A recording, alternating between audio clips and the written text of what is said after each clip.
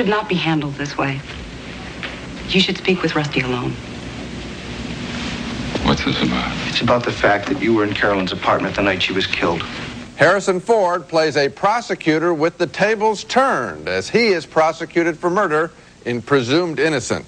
That's one of the big summer movies we'll be reviewing this week on Siskel and Ebert. We'll also have a review of Spike Lee's new film. I'm Gene Siskel of the Chicago Tribune. And I'm Roger Ebert of the Chicago Sun-Times. Our first movie is named Presumed Innocent, and this, of course, is the long-awaited movie version of the best-selling novel by Scott Turow. A whodunit that was so complicated, so explicit in its sexual details, and so surprising in its outcome that just about everybody in the movie business seemed to agree it would make a sensational film if it could be filmed at all.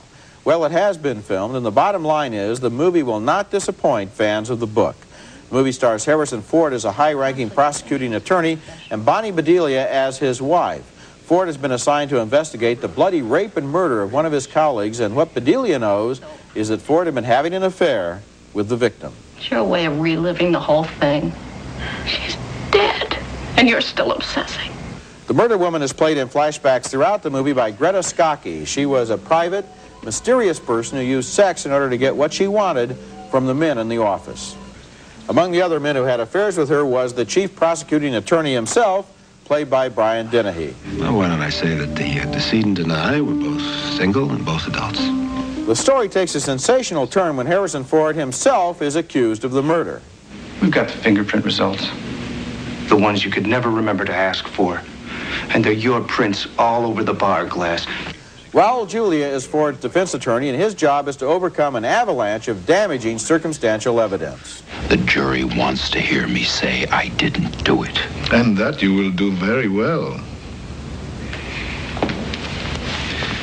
But with every word, you will confirm what the prosecution is saying, that you were overwhelmed with a sexual obsession that took a wrong turn into rage when she ended the affair.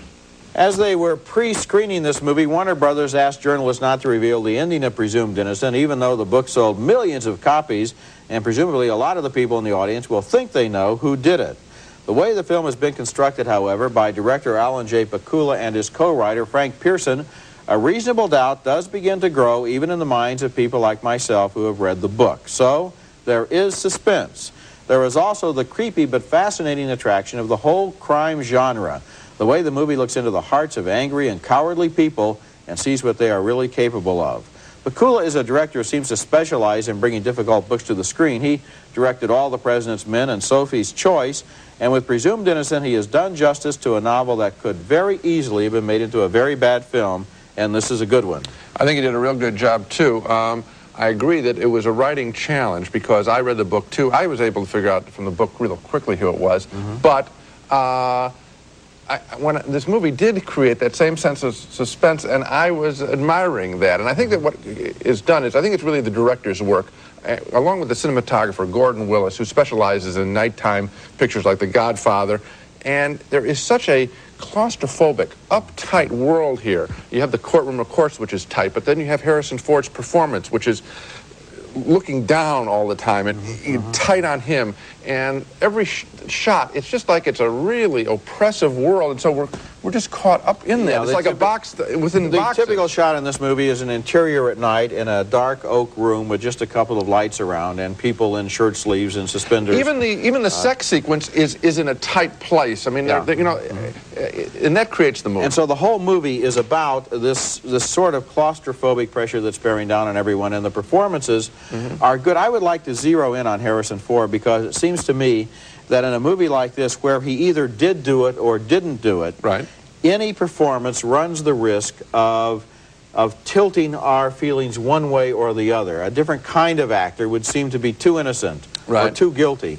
Harrison Ford is so taciturn, so quiet, so withdrawn in this performance that he is perfectly right. At any given moment you can say, well, he's acting like a killer, or you can say he's acting like a man who has been, you know, who knows he's innocent. I think the way he played it is that he's an accomplished lawyer who is in this situation. So it's lifelike. The other thing is there's a terrific supporting cast all the way through. The little players, the coroner, some of the political hacks, Raul Julia, very, very well cast all the way through.